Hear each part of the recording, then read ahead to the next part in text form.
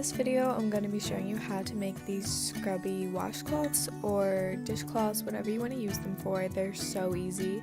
So all you're going to need is this scrubby yarn. You can get it at pretty much any craft store. I got mine at EC Moore. And then you're going to need a 5.5mm hook. This really is the simplest pattern in the world. It's just a little hard because the yarn is a little bit difficult to work with. But let's get started. To start this project, all you need to do is grab the end of your yarn and, like any other project, just make a slip knot.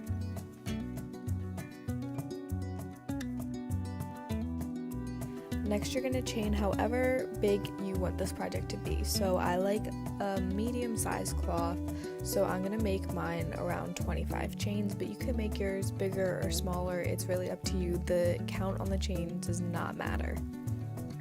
So then for the first row, you're going to skip the first chain on your hook and insert your hook into the second chain, place a single crochet, and then just place single crochets all the way along the chain. The first row, in my opinion, is the most difficult row because it's a little hard to see what the chains are just because of the scrubby yarn. So it really does help to count on the first row. Counting isn't necessary throughout this whole project, but it is helpful if you're struggling to find your stitches along the way.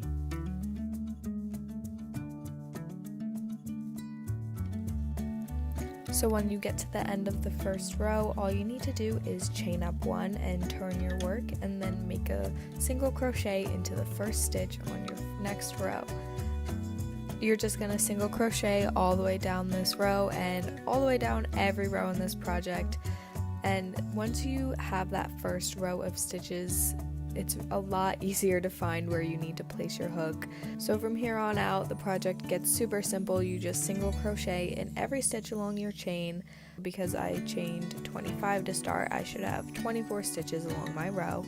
And then you just chain up one at the end of your row, turn your work, and single crochet back across. Then when you reach the end, you just tie off your work. I'm not sure why the end of my yarn was so short here, but you should probably make yours a little bit longer, and then just weave your ends into your project, and this is what your finished dishcloth should look like. Thank you so much for watching. Please don't forget to like this video and to subscribe to my channel, and I hope that I helped you out.